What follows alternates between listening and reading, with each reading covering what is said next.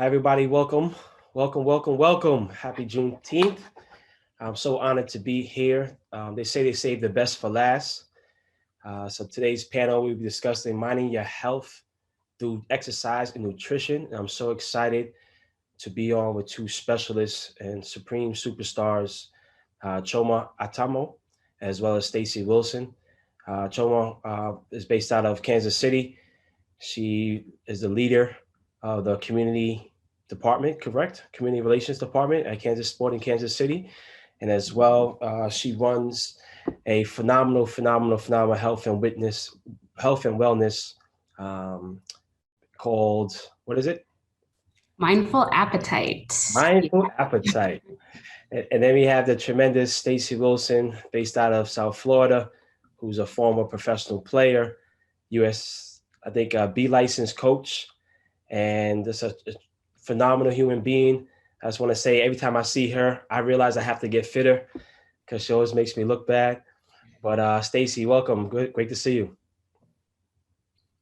You have to turn on your. Oh, sorry. Great to be here. Thank you for having me. Yeah, pleasure to be with both of you. Hi, Chioma. Hi, how's it going? Hanging in there. So I have my note and pad today because I'm excited to get a wealth of knowledge from two extraordinary human beings who are specialists in their own field, as well as Stacy, as well as Chioma, right? Chioma, let's start with you and a little background and how you came to become a nutritionist and wellness coach. Yeah, so I played soccer for a while. I didn't play at the highest level like you two, but I played middle school, high school. My parents were pastors, and honestly, I used soccer as a way to not be in church multiple times a week. I liked that we had to play tournaments, training was on the evenings, all those things. I also ran track and played volleyball, and I found that sports could be a great way for me to just express myself. And when I got to college, I wasn't able to play anymore, had a knee injury, and I think what most athletes, what happens when you're not able to play anymore is your body changes. You're not burning as many calories, and we're taught to, eat as much as you can because you're burning so many calories. So during that period where I wasn't able to play, got really depressed, wasn't really active as much, didn't know how to train and eat, and ended up volunteering at a local soccer club called FC Tucson. And through my time there, I was the assistant fitness coach, became the head fitness coach, was a team nutritionist, and working with players who were in college or pursuing trying to get a professional contract. And what I realized is a lot of them were struggling with how to eat, how to exercise, how to maintain their own fitness on their own without all those resources. So Mindful Appetite came into business, and I changed my major 3 times, landed on nutritional sciences to figure out how to put that experiment research to work on myself. And that's kind of how this all birthed about. But yeah, I'm in Kansas City right now. I also work for Sporting Kansas City in the community relations department. And yeah, so that's a little bit about me.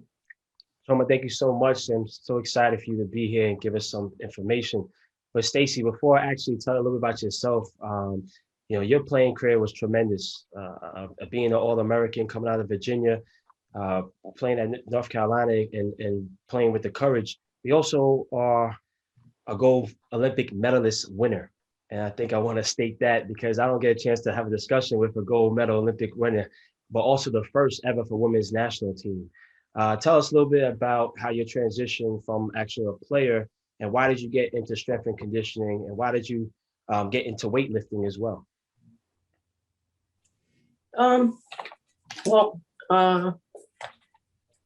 say that's, first, thank you. But I would say what got me the transition, the long playing career, I learned, unlike Chioma, she has an education background in this. And yes, after playing and experience a lot of things, and deciding that I wanted to go into coaching, that's when I went and got some extra certifications and things.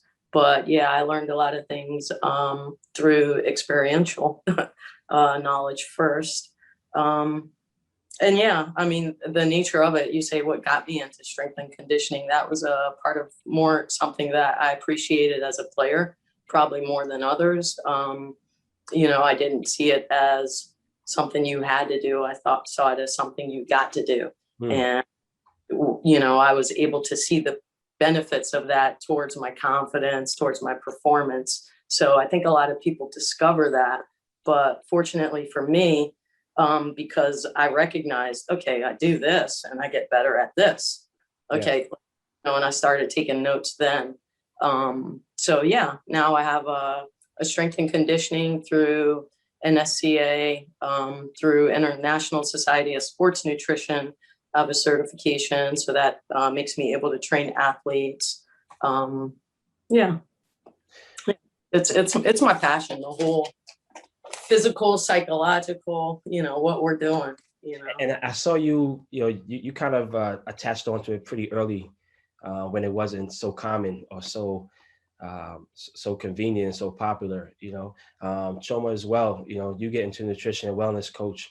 Tell us a little bit about the myths that goes on when you talk about nutrition a little bit.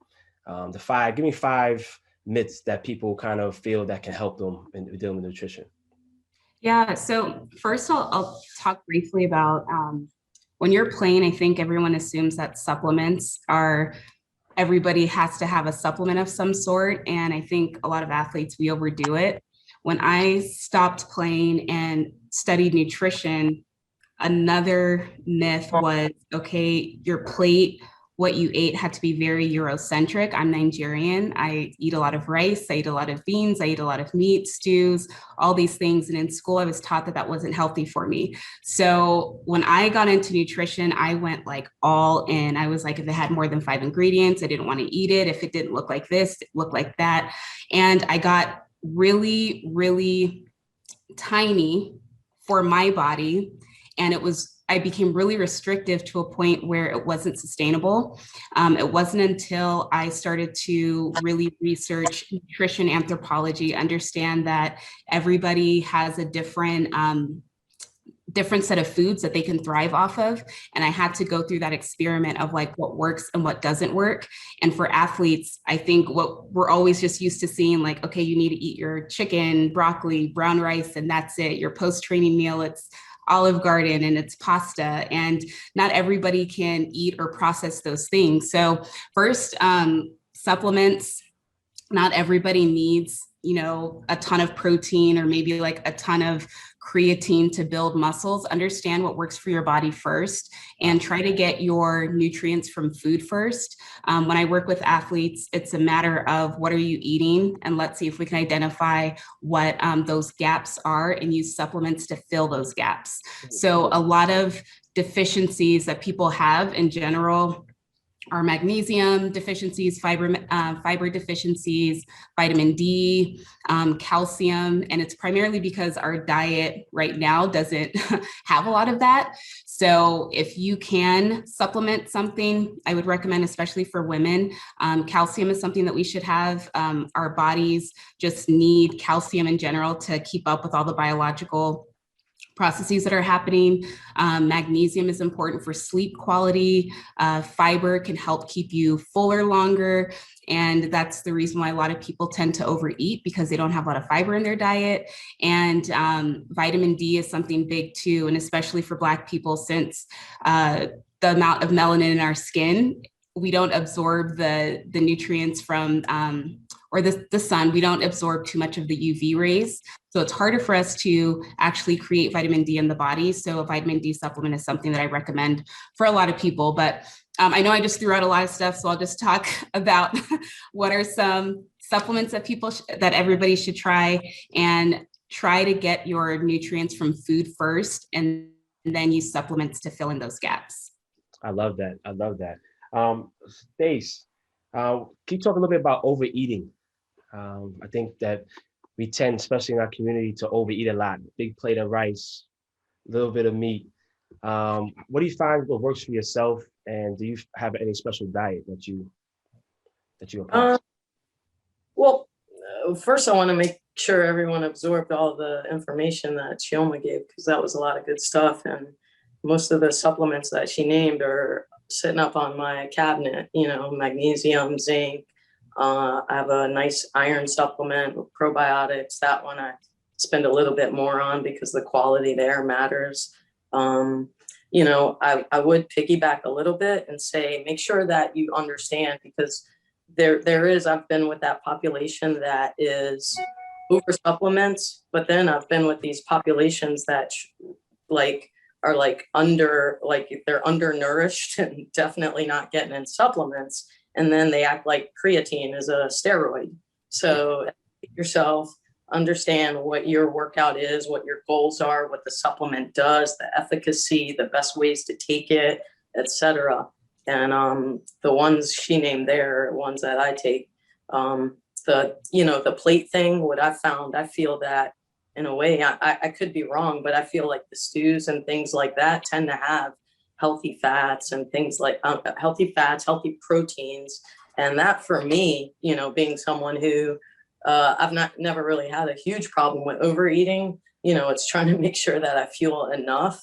And for also making sure like that quality protein source was there, because it's easier for me to complement that.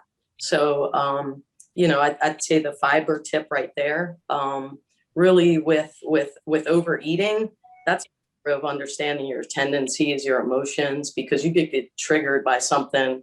I'm not saying emotions don't control me with food, but that's where I've come to really know myself, you know, and to be aware if I'm going to be prone to comfort eating or not eating or something like that. That if you know, that can get pretty deep right there.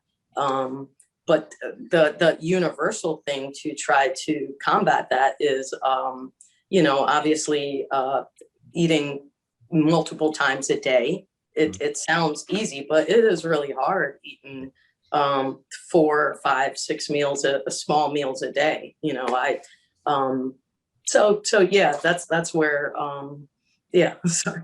So I'm glad that Stacy slowed me down a little bit. Can you break down the benefits? I know you spoke briefly about magnesium. I mean, I keep on hearing about that from my doctors and what I need to have more of. Can you give us a little more information on what's the benefits of that and which ways and steps we can take? Yeah, so in relation to, well, we're a very stressed society. Sometimes people think that just because you're sleeping 8 hours a day, you're getting the physical sleep. They don't think about the quality of sleep that you're getting. So some people can go to sleep and still wake up tired. So magnesium can help just make sure that you're in, that you're in a deep sleep for a longer period of time, uninterrupted sleep. It can help, has anti-inflammatory properties. Are a lot of the foods that people eat that most people have access to are high inflammatory foods. So magnesium can help decrease that inflammation. And another thing too is just with fighting depression. A lot of this stuff helps regulate how we respond emotionally, how our brains function. And because we're highly undernourished with this type of stuff, it's easy to kind of just go through these robotic phases of just, you know, eating whatever is accessible, eating whatever we want on the go. And Stacy brought up the point of just like being aware of your emotions when you're eating. So if you're eating food, are you eating in front of a TV? Are you eating while you're on a screen? Are you eating while, you know, you're very busy? Sometimes people will eat and then they forget, like, wait, did I just finish? Did I eat? What did I eat? Or that you just finish everything on your plate because you weren't really engaged. So some ways to invite some stillness and mindfulness into eating could be, you know, saying grace or just pausing, learning how to breathe while you eat, chewing your food.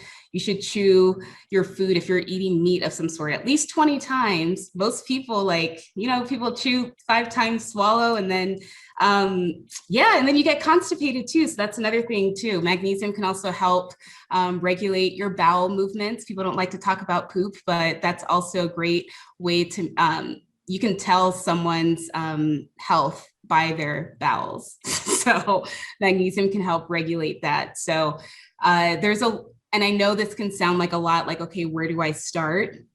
Just try to focus on one thing. You don't have to do all the things. There's multivitamins you can take, but start with measuring maybe like what's your quality of sleep like. Magnesium can also help with stretching and making sure that your joints are lubricated and that your muscles aren't tight, and keeping your body hydrated. So magnesium is used for over 300 biological processes in the body. So just imagine if we're deficient in magnesium, a lot of our body's just already functioning at a deficit. Stacy, you're somebody who's a specialist when it comes to yoga. Talk a little bit, also Chioma, talk a little bit about, because you mentioned stretching, how important yoga is a part of your diet as well as your mental health. Well, self-proclaimed specialist. I could learn a little bit more. But the yoga in terms of with athletes, I think that that's something that definitely helps connect. Unfortunately, I didn't have the benefits of it as an athlete. Right. Post now, once I decided to teach it, actually added meditation and yoga and to a class that I was teaching, and the athletes, even the toughest of the toughest athletes, they loved it. The meditation time. But what I can say is, I have tried to stay active post playing career. And at the times where I'm playing like a soccer player, that yoga is critical to the torso, to maintain the low back and the hip muscles. It's critical to staying to keeping the body fresh that way. Some type of stretching, right now, as I'm just a coach, washed up athlete, I find Pilates is more critical, because that's like more strengthening, because I don't change direction anymore that much. So, but I think they're both, so there are these things called yoga Pilates or Pilates yoga fusion. Oh, I didn't know about that. That's nice. The mind-body connection, and combine those two. Yeah. Well, as a former, obviously, player like most of you out there who coaches now, if I don't stretch in the morning and at night, like Chioma said, I'm a very, and if I don't have my magnesium, I'm a very angry person, right? I'm tight, I'm not as loose. I don't think I can do my job as well, right? Mentally, right? How the body and the mind works together. Chioma, tell us a little bit about your experience with yoga and how that helps as well mentally. Yeah, so yoga is a great way to just get in touch with the body in general, just understand, because it stretches parts of your body that you're not really engaged with on a regular basis. Transitioning from like a player to like not playing anymore, we forget that we still need our quads to lift things. We still need our hamstrings to walk. We still need our biceps and our lower back. If you're on a desk, every part of your body is still engaged. And a lot of times when we are no longer playing, we just assume that, okay, we're just going to stretch or exercise whatever we feel comfortable with, and we're not challenging our bodies anymore. So what I like about yoga is that it stretches the full body. It allows you to engage and understand, like, okay, if I'm tight on the right side, but I'm a little bit more limber on the left, let me, focus on the right here. Or just bringing awareness to how your body feels every day. Like I referenced before, we're just a very stressed, busy people where our bodies are under constant stress. So it's just, we're not given those moments to, okay, check in with our bodies every day. Stacy, you referenced meditation. So I'm interested to hear, like, what's your meditation routine like? But I swear by meditation, even if it's something as little as 5 minutes a day, give yourself a couple minutes to just check in with your body, check in with your breath, and just see how you're doing. You don't have to wake up, first thing you do is check your phone, check your email, hopping in your car, chugging down coffee, on the go, all these things. It's like, when are you inviting those moments to just really listen to your body? And I love that yoga can do that for you. It's interesting that you just spoke about, having a hectic and jumping in your car. Now, as a coach, where you might coach from 3 to 9 o'clock, right? You might have 3 sessions for the day. All right, well, that's a little extreme. Just saying, right? You're on the field a lot of times during vital times, right? And especially for dinner time, right? Your session can last to 10 o'clock sometimes. What do you suggest for coaches to eat throughout the day? Give me a meal plan. I know everybody's different. I know in terms of weight, gender, size, ethnicity, but let's use me for example, right? I'm a 41-year-old male. What would you suggest for myself to have a good, healthy meal plan throughout the week? Yeah, so it depends on like what your morning, afternoon is like. I usually ask people like, when do you have downtime? If you feel like that 3 to 9 o'clock at the end of the day is busy and it's hard for you to get some downtime in, then maybe you're fueling in the morning and the afternoon. So you have that energy to fuel you through those hours. Because what I find when I have busy, long nights is sometimes you'll forget to eat, or you're just going to want to eat something that is maybe not the best choice for you. Exactly. So also understanding what time are you going to bed? So giving your body at least 2.5, 3 hours to digest that food before you go to bed and lie down, where your body's in this dormant state processing everything that happened. So in the morning, maybe you're starting off with like an egg omelet. I love referencing or suggesting that one because you can load it up with a lot of vegetables. People don't like vegetables. So I always tell people like find 2 or 3 meals that are easy to add vegetables in. So egg omelets, add in spinach, tomatoes, red bell peppers, mushrooms. You can have it with some toast, avocado. For lunch, maybe it's a rice bowl. If you need a little bit more calories, and maybe you're adding a tortilla on the side, maybe a little bit more rice, maybe some chickpeas for some more protein.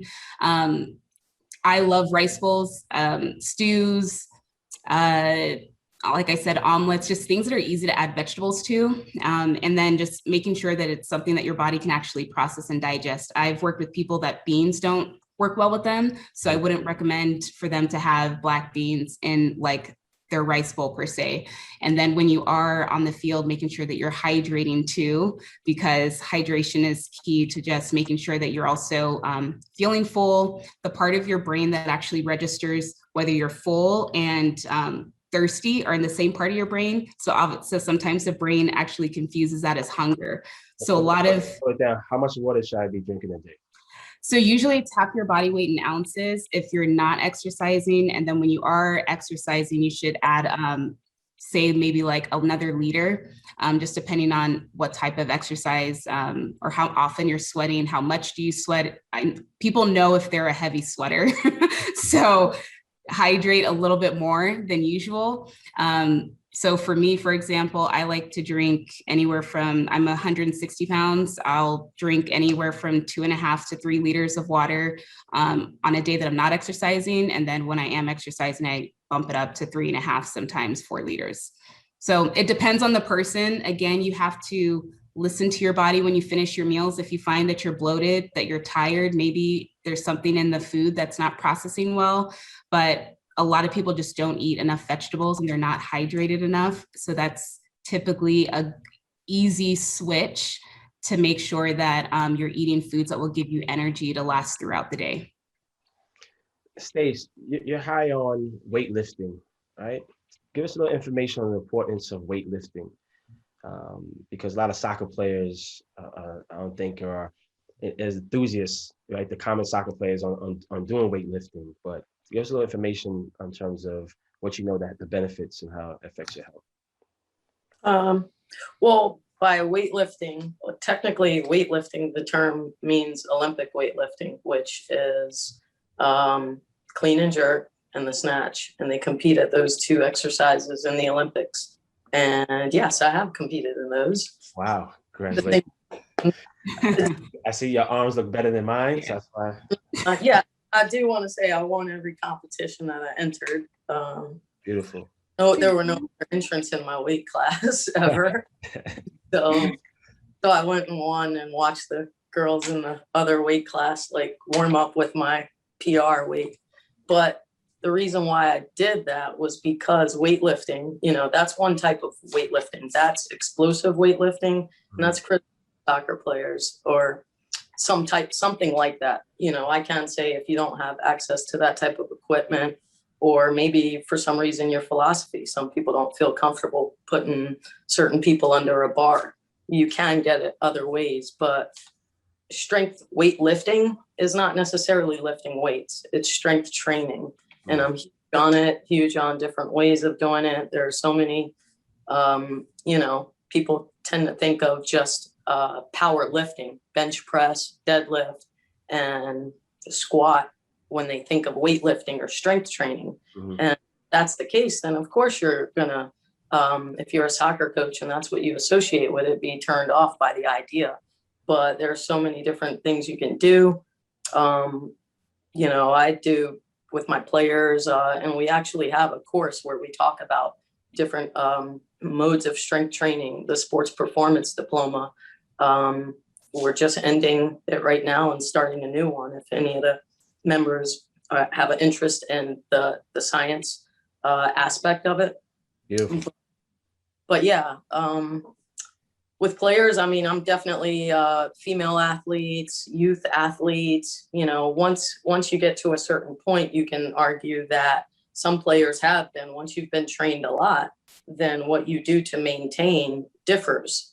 But for the most part, I would say that coaches of players that are U9 all the way up through high school need to have some understanding of strength training, appropriate strength training for those age groups.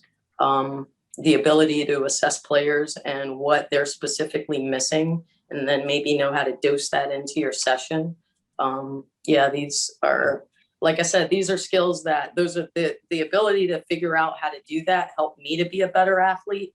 And now I feel like I connect with my athletes better when I can do that, because that's the effect of interacting with them, where I don't care about a score of a game. It's not about playing time. It's just about making you better when you focus in on their strength training. So, you know, Stace, you coach at a high school level. Do you think at that age range from 14 to 18 is where you specifically should be working on strength and conditioning, or you think that's too old or too young? No, you should definitely have an understanding of it by then, because you can do a lot of strength training before that age group, like I said, U9 up to U14. But a lot of the changes, you're not going to be doing heavy weights or anything that's traditionally thought of, because of the fact that a lot of changes around that time are neuromuscular, your body, better proprioception, things like that.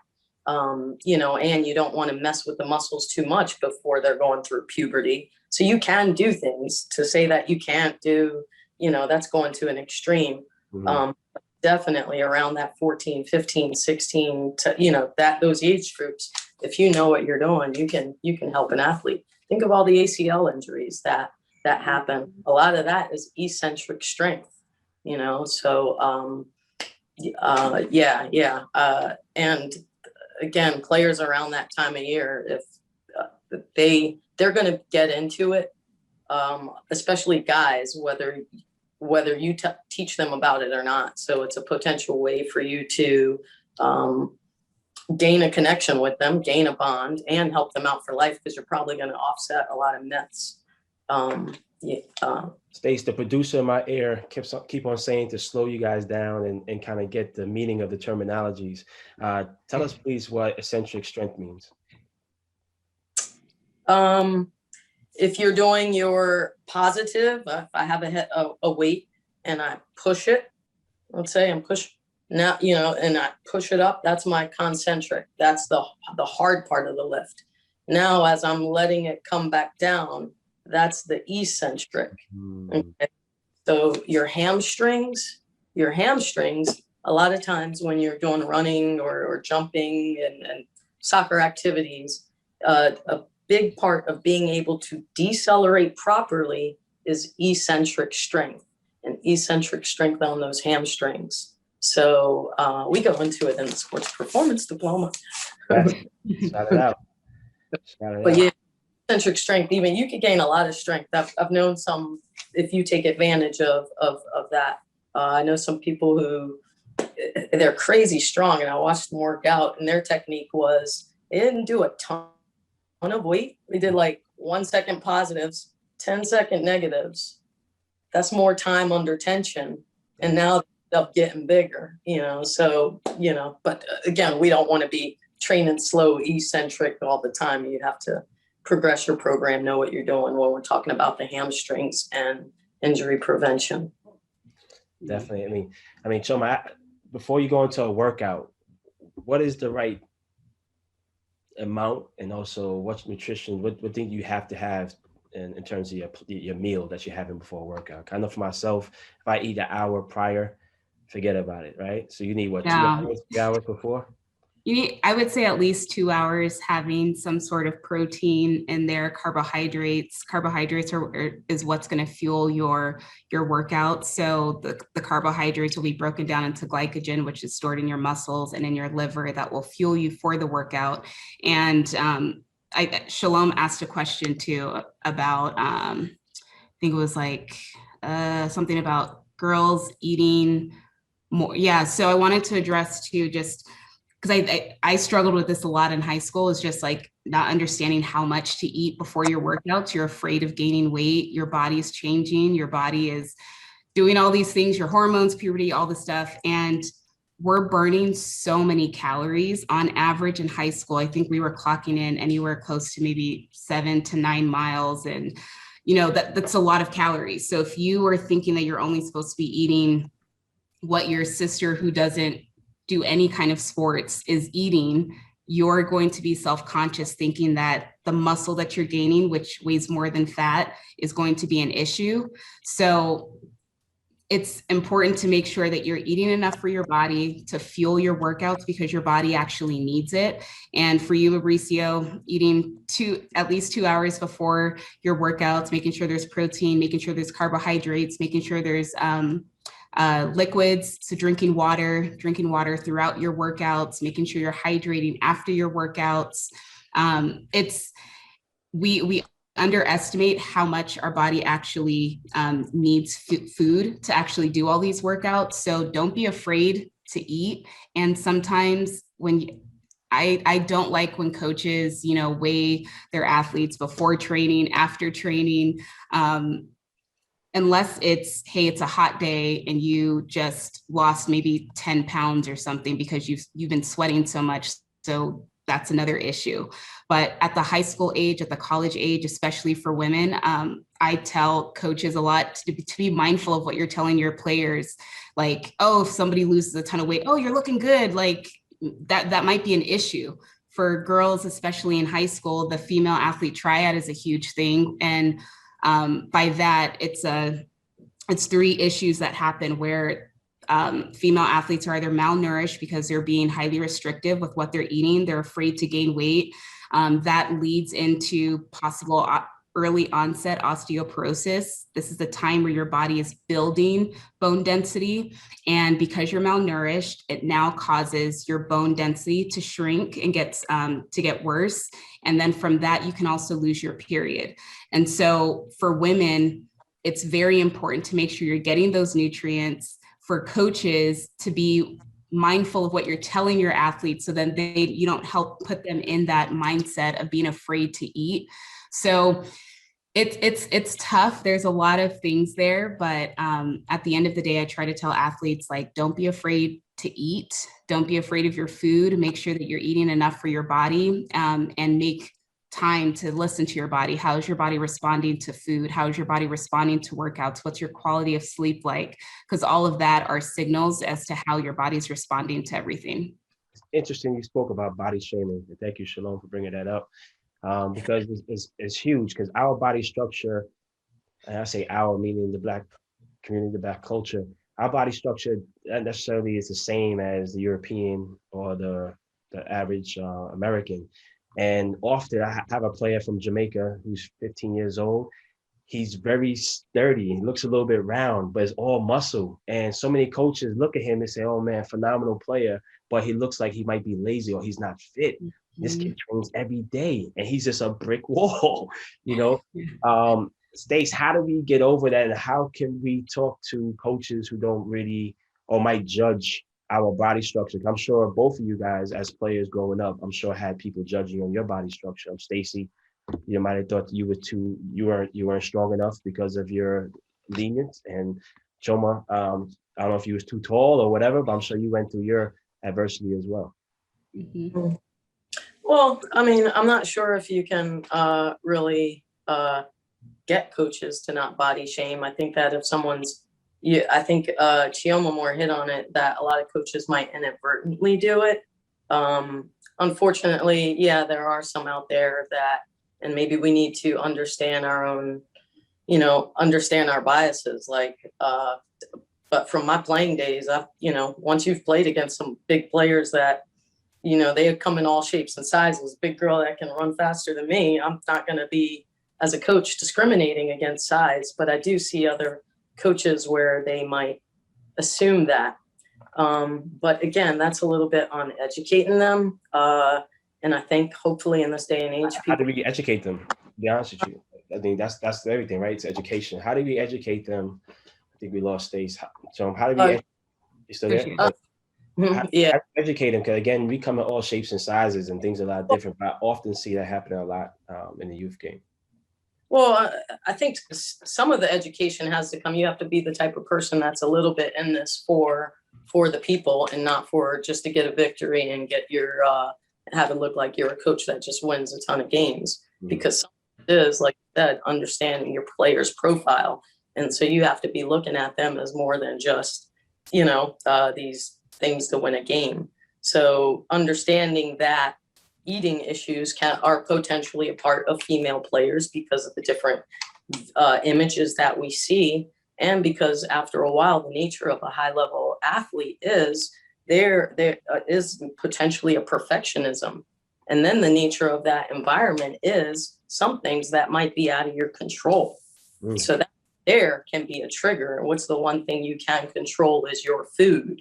So that's something there. And like I said, Chioma talking about, again, oh, you look great, or you're a little bit faster. Well, are you thinking about why they did that? Or, and a lot of eating disorders, female athlete triads, that occur are the result of inadvertent. It's an inadvertent result of poor knowledge, So if we can educate our athletes, knowing, again, trying to hit on things when they're young, knowing that what a fat is. Fat isn't bad for you, understanding the value of carbs. You have all these diets where cut out your carbs, and, so really basic nutrition, all coaches have to be committed to that. Then the sports nutrition, and then understanding our players and trying to develop them. And there's a moral part of the nutrition. It's not just all performance, because it's their lives. So, whatever, this is, we all do this for the same reason. So I'm sure you're passionate about it as I am. Definitely. Joe, I want to kind of tie everything into mental health, right? In terms of nutrition, exercising, meditation, yoga, how all this can feed your mental health. And coming off a pandemic year, it's a very stressful year, especially for coaches, especially for players, not having to access coaches, some of them having financial issues, not having to be able to work. Go into a little bit, or kind of give us a recap and idea, and coming from nutrition wise, how important that is and how it affects your mental health. I know we spoke about it briefly, but I kind of want to tie everything in, because it's very important, especially in our community. We don't talk about it enough. Yeah, and mental health, I feel like it's been a buzzword this past year after everything that's been happening. And I'm glad it's more conversations are happening, especially in open forums like this, especially in our Black community, and showing that everybody struggles with mental health in some capacity. And I also use the term like mental fitness too. Sometimes I've noticed talking to maybe athletes about this, mental health is still a little, they're not as open to discussing it, but maybe mental fitness, just like you train the physical body, how are we training the mental body? And it's important to understand that with food, because a lot of the foods that are easily accessible are loaded with sugar, it causes our brain to constantly be in this fight or flight response, which can cause us to be selfish. It causes us to be short-term minded. We're thinking maybe like everybody's against us. It's hard to really think long-term. And it's important to, and I know that the types of foods that maybe some people have access to, we also demonize okay, canned food or frozen foods. I still eat frozen foods. Canned foods are still nutritional value in that. And I think sometimes in the nutrition space, there's this hierarchy of foods where it's like, if you are to be healthy, you can only eat this kind of way. Going back to what I referenced to earlier with me being Nigerian, I still eat white rice. I still eat meat. I still eat foods that some people will think like, oh, you shouldn't be eating this. It's funny whenever I go to barbecues or places, like people are always like, oh, what's Chioma gonna put on her plate? And it's just like, I eat what you eat. Calm down. But it's like, it's a matter of, okay, what am I eating today? What are the needs for my body? I'm going to enjoy this food. A huge part of enjoying your food is that cultural identity that food brings to you. So understanding that, okay, when you wake up every day, food is it's an opportunity to tell your body how you want it to perform by what you're eating on a regular basis. And if you are going to consume foods that are maybe not as nutrient dense, understanding like, okay, why am I eating this? Is it because I'm stressed? Is it because it's meeting another need right now? But okay, what do I need to do to get back on track? How can I incorporate more vegetables in my next meal? How am I hydrating the next meal? Because every day our body is constantly processing those nutrients to either tell our bodies that it's safe or telling our bodies that, hey, you need to be in this short-term mindset and be like stressed out all the time, which is what a lot of processed foods give us. So that was kind of a long-winded answer, but at the end of the day, just think about nutrition as something as what are you telling your body how you want it to perform every day. And every time you're eating, you're sending a signal to your body. Beautiful. Beautiful. Thank you so much for that. Stace, have you ever been stressed out? And when you are stressed, how do you deal with that? Give us a little bit of insight on what steps you take. Well, in terms of stress, first thing I do when I feel like I'm stressed out isn't necessarily take something. It's more, I try to disconnect from the world a little bit, because it's probably something exterior that's, and some type of unnecessary worry. I'm more going to like Chioma mentioned, the meditation and exercise is more my therapy than taking something. I do try to then focus though on, managing, trying to be a little bit more whole food. Honestly, as I've gotten a little bit older, I just focus a little bit more on, like she said, I'm not going to be, I eat some things people wouldn't think I do, some processed food. But for the most part, I do try to eat whole food, plant-based. And I find that type of diet that does feed me the best. And when I do that, I'm able to put pieces in place. But it's the workout for me that's gonna help set other things into motion. If I let go of that, my nutrition's gonna go out the window. That's where you have to know what you are. I'm good friends with someone who, she's excellent at eating, so we'll get together, work out, have a meal, all that stuff. And it's a good balance. I think most people are kind of one or the other. Well, listen, before we take any questions, because time is running out, I just want to again mention Chioma Atanmo, who is from Mindful Appetite, who's a nutritionist and wellness coach. Where can they find you and follow you as well as ask you more questions? Yeah, mindfulappetite.com. And I'm the most active on social media on Instagram and Twitter. And it's just at Chioma. My last name. So. Beautiful. And for the Olympic gold medalist, but also phenomenal person and somebody who could educate us on strength and conditioning, Stacy Wilson, my fake cousin, where can they find you? All right, cuz. Like I said, we do a little bit more of a deep dive in that sports performance diploma, which goes on year-round online. And then I'm online as well, but feel free to just shoot me an email if, if it's a detailed question. Staci at stacysoccer.com. And how do you spell Stacy? With an I. All righty, there you go. My name is Mabricio Mookie Wilson. You can follow me at Futbolr_clothing, as well as check us out in the Crack Podcast. I was a little nervous at start because I'm on with some phenomenal human beings, but definitely hope you got something from this. And if you have any questions, we'll take some now in the chat.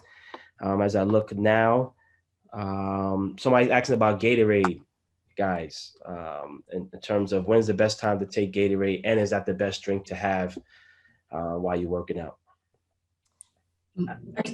I could do a quick little thing in terms of, because I think a quick little thing is that, I've seen Gatorade where somebody's walking on a treadmill, working out, obviously trying to lose weight, and they're drinking Gatorade. I'm like, what's going on, right? And then I've seen a little kid show up to a 11-year-old who they don't keep carbohydrates like we do. They what they eat, they don't store them like we do. But they've heard that, oh, I shouldn't have Gatorade. Gatorade's not good for you.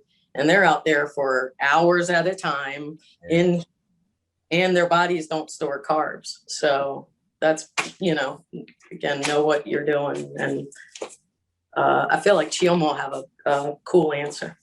Well, your answer was cool, Stacy. I like the answer. No, that was good, because like what you said with the kid too, it's just understanding, like, if you're going to be outside for 4 hours, like I was at a camp, and I think those kids were out from like 9 a.m. to 3 p.m. It was 100 degrees outside. You need electrolytes to help fuel your body. So at that point, it's good to have Gatorade. If you are out maybe doing a post-workout 60-minute something where you're not sweating as much, you can catch your breath, you're drinking enough water, that may not be the time to have Gatorade. So it's understanding, if you're sweating a lot, you're outside for long periods of time, that's when you can use it, but it shouldn't be something that is used on like a regular basis for 60-minute or less workouts where you're not sweating as much. It's mainly the sugar and the electrolytes, the salt that you're losing through your sweat. So you can also get the same electrolytes from coconut water. You don't have to always use Gatorade, but it comes in pretty colors. The packaging is cool. The pros take it. It's a marketing. Yeah, it's easy to take. It's accessible. It's cheap too. So it's everywhere. Quick question, Randy Horton. Thank you for your question. He asks, is it good to drink ice water after a meal? Anybody have a response for that? I would like to do that. That's a goal of mine, but I don't know. I don't know if the doctor would say. Like, it sounds like it couldn't hurt. I feel like throwing the ice in is a trick question. Yes. Yeah. Yes, People like ice water or room temperature. For me specifically, I like room temperature because that's just how I am. I've always been that way. But nothing nutritional, that have no value different between ice and No, and some people can say like your body will burn more calories because it has to convert the cold water to the room temperature, like your body temperature, but it's not going to like make or break anything. But something that a lot of like doctors would recommend during flu season is just drinking like hot water in the morning to help flush out maybe some of like the bacteria that's been sitting in your mouth overnight. That's something that can help flush it out of your system. But after a meal, it's not like a make or break thing, whatever you will enjoy. Another question, a player or a coach is getting a lot of cramps. What do you suggest that person do as well moving forward? Okay. Help you, Stacy. Well, in terms of exercise cramps, we'll talk about. I'll touch on exercise-induced cramps, and some people think that electrolytes alone, you just don't have electrolytes. That's why you're cramping, and a lot of times, what studies have shown is that some of that is inadequate fueling going into it, or you can prolong. Let's say not inadequate fueling. But if it's going to happen, it's going to happen because of issues on a neuromuscular level usually. Mm-hmm. But you can prolong it with a proper carbohydrate electrolyte drink. So you're not going to get it. So yeah, you might feel it earlier. But the second part of that is a lot of time the cramping occurs when you have not tapered in properly or you are not fit enough for that intensity. Mm. So, you know, that part of the training and aspect of the training is also tends to be there. Yeah. And the proper stretching to go along with it. Well, listen, we hope that everybody joins us on the Zoom for our social, so you get a chance to interact and really network. Everybody who are the panelists today, United Soccer Coaches Association, as well as our president of the Black Soccer Coaches Advocacy Group, Nicole Hercules, want to say thank you. Everybody did a phenomenal job, and just make sure that we can follow up. Please get in contact with the Black Soccer Coaches Advocacy Group. Reach out to us. We're very ambitious, and we have some great things coming up for this year. So we want to make sure everybody's informed and also plays a part, right? So thank you all, and I hope to see everybody over on the Zoom, which is in the chat. Please hit the chat button and copy and paste, or just hit the link, all right? Thank you again to my incredible panelists. Amazing job, and thank you for the information as always. Thank you. This is awesome. We need to do this more often, guys. So much knowledge you guys have that I was trying to pull it out, but we could be here all week. So let's definitely do this again. And Stacy, again, thank you. Love you guys. See ya. All right, take care. See you on the Zoom.